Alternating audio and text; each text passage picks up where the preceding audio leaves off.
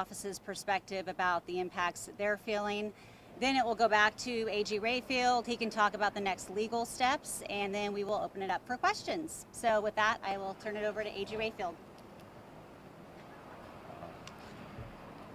Well, thank you for being here today. Today, Oregon was once again forced to file a lawsuit against the federal government, and this time to protect the victims of crime, survivors, and providers who do the important work helping vulnerable Oregonians in their time of need. The federal administration is trying to use victims of crime as a political tool to carry out an incredibly unpopular political agenda, and they're doing it in an unprecedented way by requiring the state to sign terms and conditions that ignore judicial precedent and long-standing Oregon laws, merely to receive our regular funding, effectively holding the funding for victims of crime and survivors captive. This means leaving women with nowhere to turn when they've been assaulted by their partner. That means no counseling, safety planning, or professional support. And this just isn't theoretical. We're already seeing the impacts of the federal government decisions here in Oregon. Last week, in Beaverton, a sexual assault resource center sent a notice of immediate emergency pause of all services due to this funding uncertainty. And there is absolutely no timeline for when they might be able to reopen. Funding cuts like this at the federal level mean that when the money stops, these critical services can and will disappear overnight, leaving survivors without the support of communities and without a safety net in our communities. And this lawsuit is about keeping shelters open for survivors of domestic violence who need a safe place to sleep at night, and making sure that we can keep the doors open of child advocacy centers throughout our state so that when something awful happens to a child, there are experts to provide safe services to get to the bottom of what happened and to provide counseling services to that child and those families in need. We need leaders at all levels of government to put aside their policy and political differences to work together on this universally supported issue, to restore funding and to stabilize these programs. The president is absolutely welcome to disagree with the state of Oregon on our policies and our laws, but holding funding hostage is not the way we resolve disagreements in the United States. I want to acknowledge that this lawsuit, like all others, is reactive to what is going on in Washington, D.C., and alone, it is going to take time to restore these important services. As a result, we as leaders of the state have an obligation to ask our state legislature to help step up and backfill these programs at a time, frankly, when funding for our state is limited. We'll be working in coalition to advocate for the funding needed to stabilize this work in community so that everyone has a place to turn to in a time of need. With that, I want to turn it over to the amazing district attorney from Clackamas County. He's laughing when I said amazing. I actually do think he's amazing. John Wentworth. Thank you, Attorney General Rayfield. Good afternoon. My name is John Wentworth. I'm the Clackamas County District Attorney. I'm also the president of the Oregon District Attorneys Association. And I'm not one who normally engages in hyperbole, so I want you to hear what I have to say. This is a fact. We're standing on the edge of a catastrophic failure of our duty to protect the most vulnerable people in our communities, victims of crime. A federally created funding crisis has landed on our doorstep, and if we don't act, the people we represent will pay the price. The Federal Victims of Crime Act Fund, or VOCA, as it's commonly called, has been the primary funding source for nearly 150 victim service providers across Oregon for decades. This is the money that keeps the lights on at domestic violence shelters. It pays for the specially trained advocates at children's advocacy centers who provide a safe space for abused children to describe the unspeakable. It funds the court advocates who guide terrified victims through a confusing and intimidating justice system. I'd like you to consider the plight of a mother who finally finds the courage to pack a bag, grab her children, and flee an abusive home in the middle of the night. Where will she go? VOCA funding is a lifeline that pays for crucial services for her and thousands of others. It is the warm, reassuring voice on the other end of a crisis line. It's the domestic violence service that provides a safety plan and a bed in a shelter. It's the victim advocate who helps her file a restraining order so she can finally start a new, safe life. When we cut this funding, we're cutting her lifeline. We're sending her and her children back into the dark, back into danger. Now that funding is being eliminated, ripping an enormous hole in Oregon's public safety net. This isn't an abstract budget problem. This is a human crisis. In my own office, I face cutting more than half of my victim advocates. These are the dedicated professionals who ensure a victim's voice is heard in the court and that their rights are protected. All over the state, organizations like Clackamas Women's Services have already reduced staff and cut essential programs for crime victims.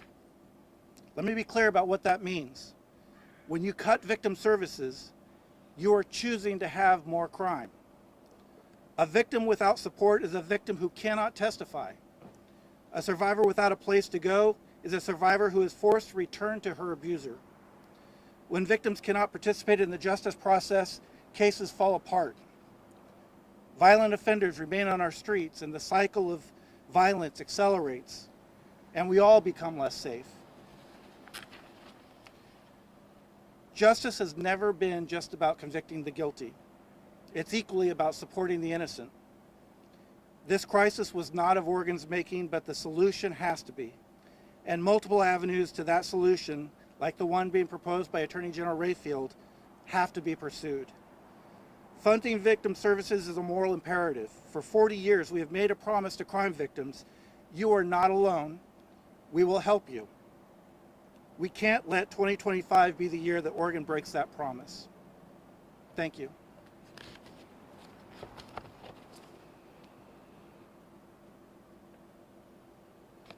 Good afternoon. Thank you, Attorney General Rayfield, for this opportunity.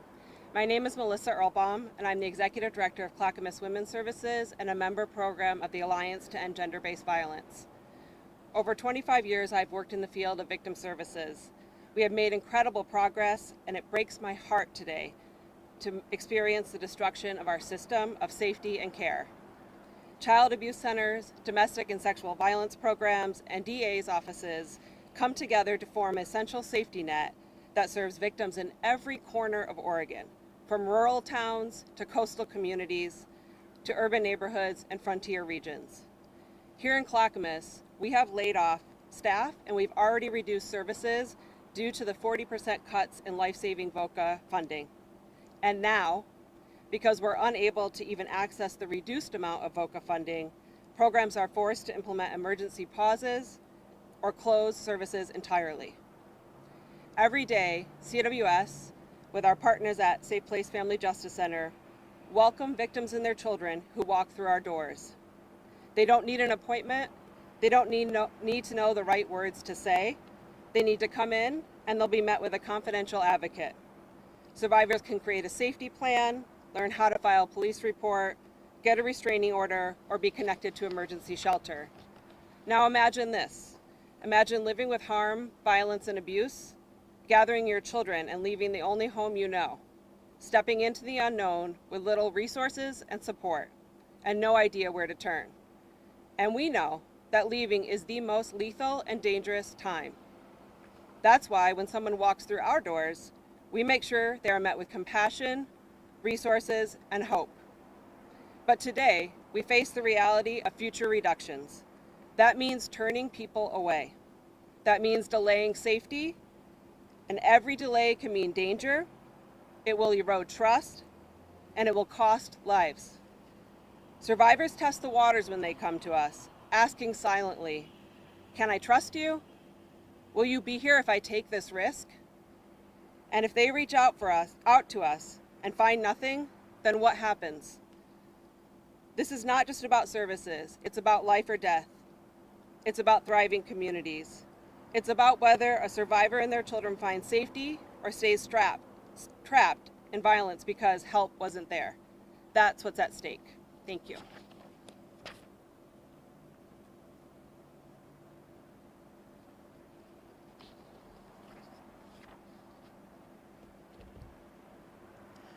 Good afternoon. My name is Jenny Gilmore Robinson. I'm the Executive Director of CARES Northwest, the oldest and largest children's advocacy center in Oregon. And I'd like to first thank you all for coming and thank the Attorney General and all of our distinguished leaders for their support. CARES Northwest is a very special pediatric clinic that provides care for children at the center of child abuse investigations. We provide child abuse evaluation, trauma therapy, family support services for over 1,300 children each year from Multnomah and Washington counties. Now, Federal Victims of Crime Act funding has been a cornerstone of victim services in Oregon for decades. The sudden and unexpected cut of 80% or more of this funding is devastating. For CARES Northwest, it will amount to almost $600,000 per year. And I don't know how we are going to replace that financial support. We are at the perfect storm of funding catastrophe, loss of federal funding, increased competition for private grants, financial uncertainty among donors, and as a healthcare clinic with 75% of our pediatric patients on Oregon Health Plan, we're also potentially facing cuts to Medicaid. And this funding, this VOCA funding, takes away from patient care, from services for children who have been through a nightmare, and they deserve the chance to be safe and to heal. At CARES Northwest, VOCA funds child interviewers who talk with kids in the right way about what happened to them without traumatizing them or putting words in their mouths. Family support team members who meet parents and caregivers where they are when their world has turned upside down because someone has hurt their child. And emergency support services like food and transportation assistance. Now, at many children's advocacy centers, including CARES Northwest, these funding cuts are going to force children and their families to wait for services at a time when help must not be delayed. We know what it's like to tell a terrified parent that their child will need to wait weeks for a child abuse evaluation appointment or months to start trauma counseling to begin to heal. It's what drives us every single day to try to do more with less, and it is impossible. These cuts will impact victim services organizations across the state that serve survivors of every single type of violence you can imagine: child abuse, domestic violence, sexual assault, trafficking.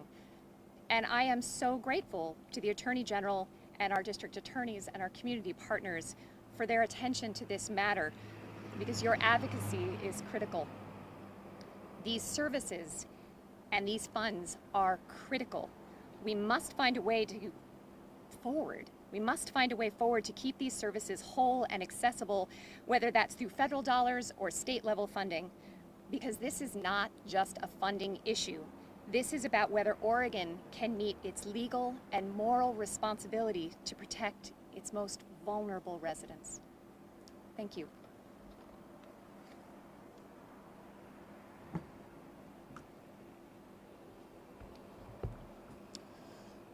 Good afternoon. My name is Kevin Barton. I'm the Washington County District Attorney, and I want to thank again Attorney General Rayfield for convening this important conversation about the issue in front of us. It's been said that the true measure of a society is how it treats its most vulnerable members. The loss of VOCA funding harms the most vulnerable members of our society who are victims of crime, and it harms the most vulnerable victims: children, those fleeing domestic violence, and those impacted by sexual assault. It harms them in a uniquely cruel way. When I think of this issue, I don't think of the theoretical, I think of the actual. I think of the hundreds or thousands of victims that come into my office lobby every year and come into office lobbies around the state to seek services from a district attorney, from a police department, from a nonprofit provider. I think in particular about the victims I've personally interacted with over the years. A young girl who was 5 years old, forced to testify in court about what her father had done to her, so afraid she couldn't even say her name when she had to take her oath. And it was a victim advocate and support from CARES Northwest that gave her the strength to be able to move forward and talk about what had happened to her, so that a prosecutor like me could seek justice in court and ultimately protect her and her family in our community. These cuts harm victims, they harm our community, and they harm them in a particular way by taking funds away from district attorney victim assistance programs that fund things like victim advocates who accompany victims to court, who ensure that victims' statutory and constitutional rights are honored, who help victims seek restitution, and most importantly, help restore a sense of safety for crime victims and survivors. In my office, we'll lose about a quarter of our staff providing these essential services. It harms the nonprofits that we partner with that help create this safety net that we have in Oregon for crime victims. Nonprofits, not just like CARES and Clackamas County Children and Women's Services, but nonprofits across the state. Nonprofits like the Sexual Assault Resource Center, SARC, who did announce last week that they are stopping all of their services in light of these funding cuts. That cannot be. I commend Attorney General Rayfield for taking these steps to pursue restoration of these funds, and I also call upon the legislature to act. It is imperative that the legislature acts without delay to ensure that we have sufficient emergency funding to backfill these losses.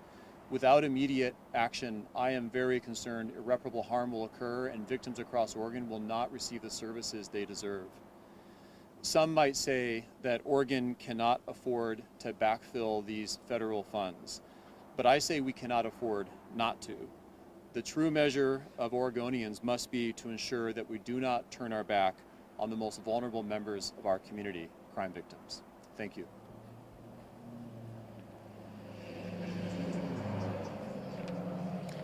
Again, I want to thank our leaders for being here today, and just want to point out again, as you just heard, these aren't just numbers on a page.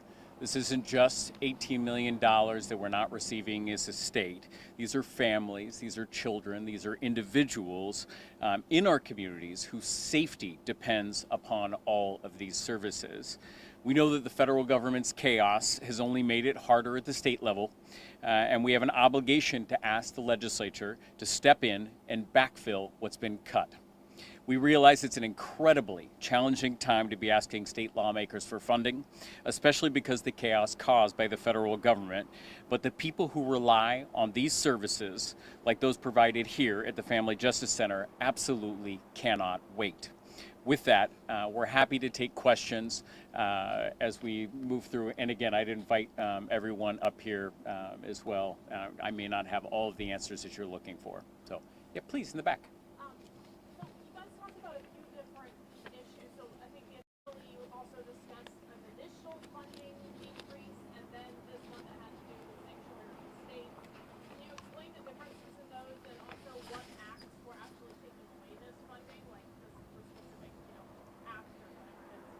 So this is the Victims of Crime Act, so what you'll hear say VOCA funding that is being cut. And this is something in Oregon that we've traditionally funded victims of crime services, a whole host of services, child advocacy centers, that this funding trickles down into communities across the state. In fact, it's impacting rural communities disproportionately as the way it's happening, impacting the metro areas. And so that is the funding that is being impacted. The federal government right now is adding unlawful or illegal terms and conditions to contracts, asking the state to sign those. And the terms and conditions that are unlawful are things that would violate judicial precedent and would violate our Oregon sanctuary status laws. And so they're putting us in using this victims of crime advocate as leverage to try and compel action in unlawful ways. And that is what the lawsuit is about, is to stop the federal government from doing this.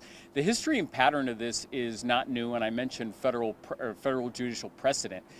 During the first Trump administration, there was a similar lawsuit that was filed, and this was on burn JAG grants and other public safety money that comes into all of our communities. This is the first time that they've ever tried to leverage victims of crime, so to be very clear there.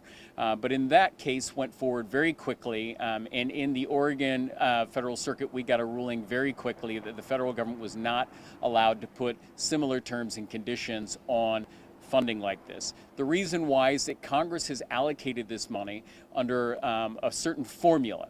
And when Congress allocates money, the federal government or the executive branch must follow Congress's will. And by putting additional terms and conditions that were not authorized by Congress, they are in violation of the congressional intent and the formula funding. And that's why we were successful in the first round. Talked about like 40% reduction prior to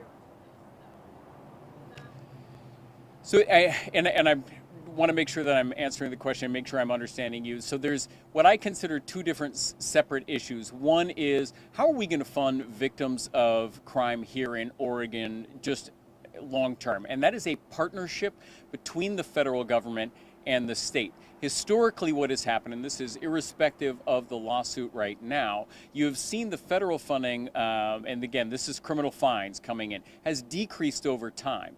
Throughout the years, even when I was in the legislature, the state of Oregon stepped up to backfill that decreased federal funding that wasn't coming in. And so that is one set of issues that we in Oregon have to look around, and the legislature has to make a decision. How do we want to fund when victims of crime services when the federal money is continuing to dry up or dwindle? And that's a priority. That is one conversation. The second conversation right now is just the regular funding that does come in from VOCA grants. And that's what we're talking about here today, is that funding has had the illegal terms and conditions that have been put on it, and that is what we're fighting in federal court. Please. So if you could, you talked about asking the legislature to step up. What is the ask here? We're talking about potentially $15 billion that the state now might not have access to. What is the ask? Yeah, and so to put a finer point on that, there's $18 million that otherwise would come into the state of Oregon that is not coming in. Of that money, 15 goes directly to services that, as you heard about, impact Oregonians across the state. $3 million of that goes to for victims of crime compensation in communities. And so that would be the ask moving forward. I think it's incredibly important to note, and I think one of the speakers talked about this, it's the complexities of being hit in all different areas that is making being in the legislature and making decisions on funding right now incredibly challenging. The state is not set up to backfill the loss of all of the federal funds that are coming into the state. Right now, the state is engaged in 37 lawsuits impacting roughly about $3.3 billion of money coming into the state. The state of Oregon, Oregonians as residents do not have the tax base to support or backfill that. However, as you heard today, all of us are standing together in coalition to ask the legislature, this is something we need to do moving forward. Have you heard from state lawmakers or the governor? We have not. And quick question unrelated to this. President Trump is talking about banning mail-in voting. Do you have thoughts on that? The one thing about mail-in voting here in this state is we have always been a leader in terms of access for voters.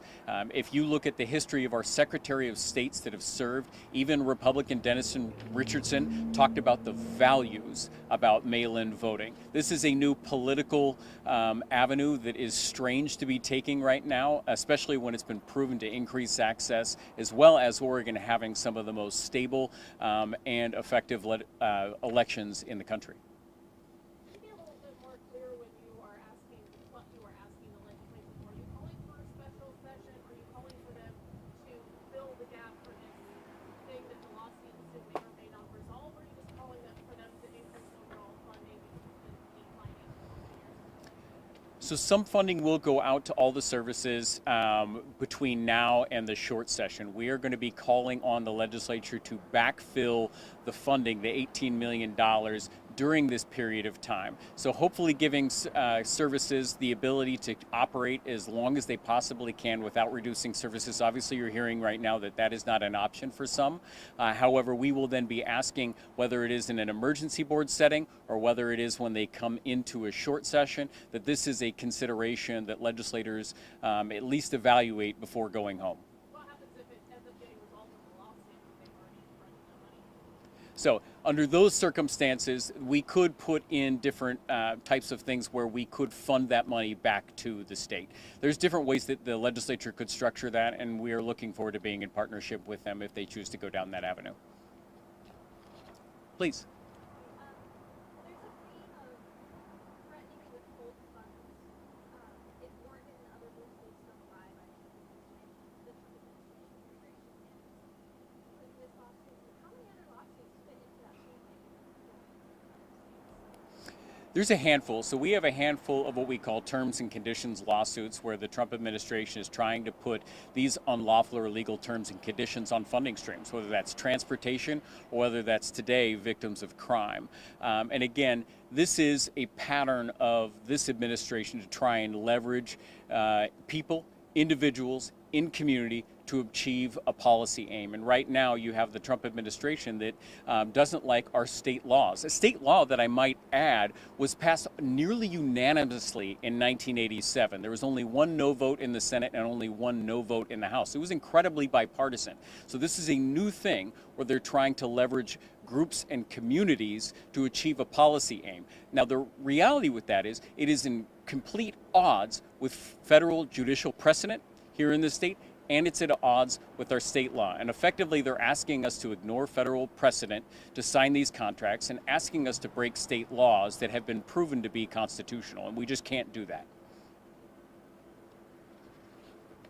Please. Any idea how many organizations are at risk? Could you provide a little bit of a breakdown of how that 18 million is distributed?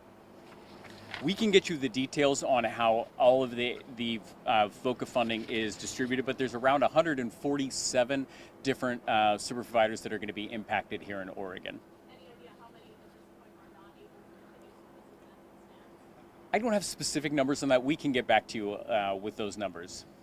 Unless, and I don't know if you all have specific numbers. You can certainly say every DA's office. Yeah. And maybe do you want to speak to the DA's office?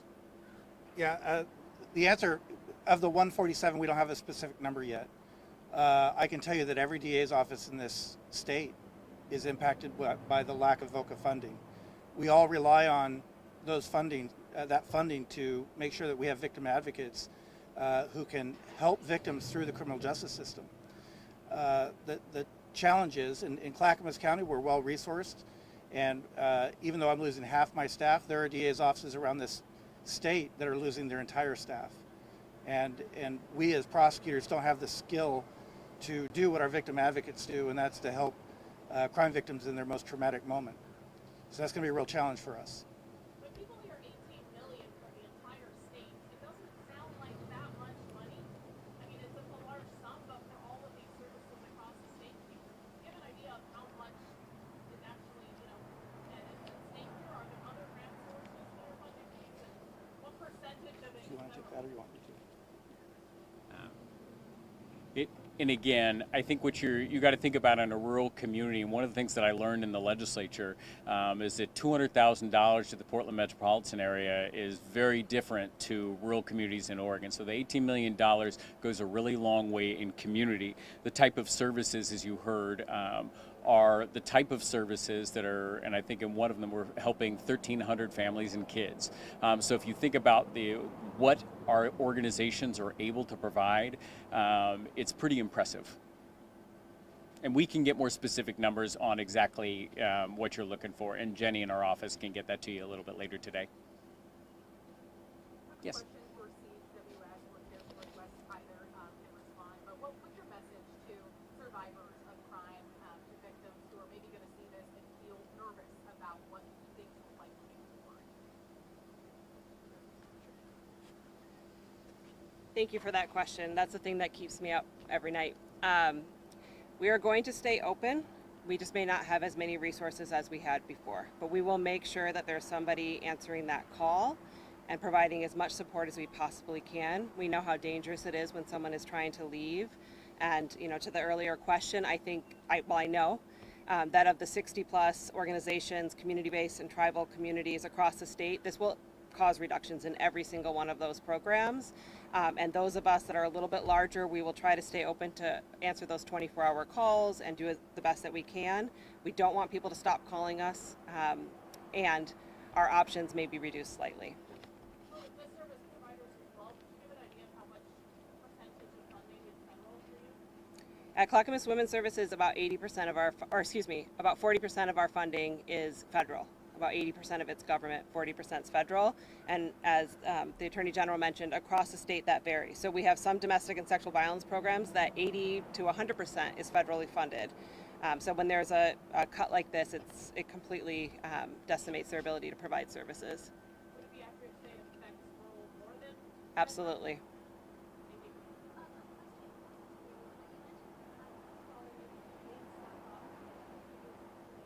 Yeah, so we had already gone through, because of reductions in VOCA and other state and federal funding, we had reduced staff by 23%. That's 17 positions at Clackamas Women's Services, mostly impacting our youth services and our ability to serve survivors walking in the Family Justice Center. And I'm losing track a little bit of the questions, but I wanted to echo what Melissa was saying as far as what we would tell our child abuse survivors, these incredibly brave children and youth, that if you can be brave enough to come forward, we will be there. We will be there to meet you where you are and to support you through this process. It may take longer. I think we can expect families to experience delays, but we will do our absolute best. Every case is important, and some are more time sensitive than others. We will get those cases in, and we will be there for these families.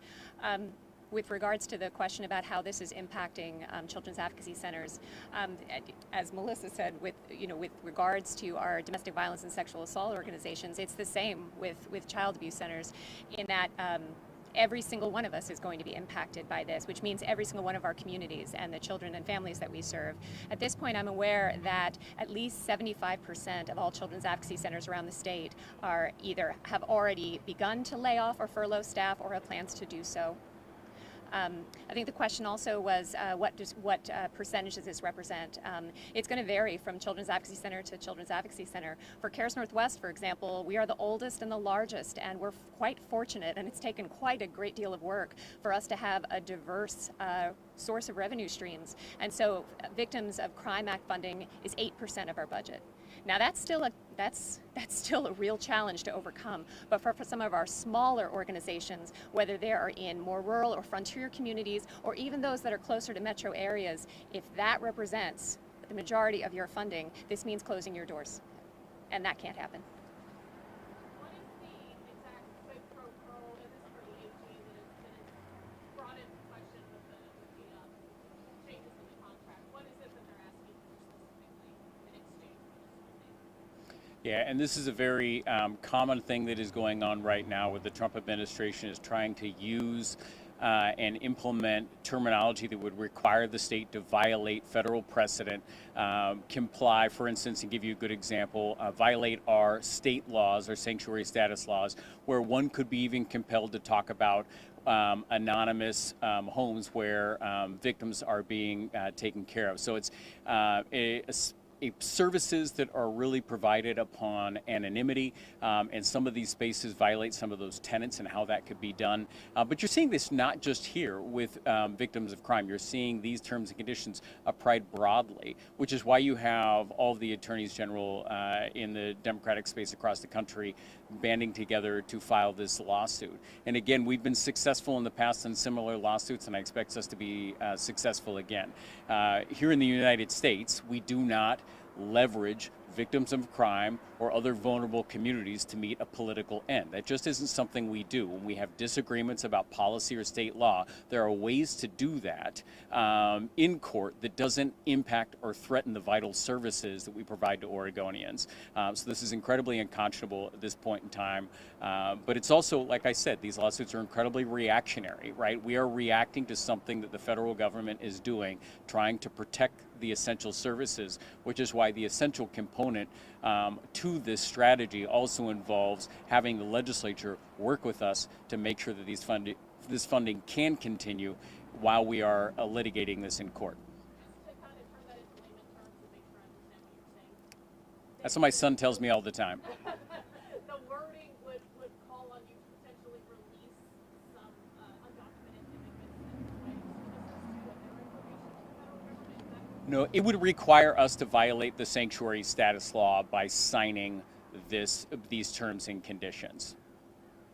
So potentially disclose information through Morgan State Police, like what are the... Yeah, the terms are vague enough to where the way that they're trying to open the door could disclose a lot of anonymous and protected information in violation of our state law and frankly in violation of prior judicial precedent. Okay. Yes.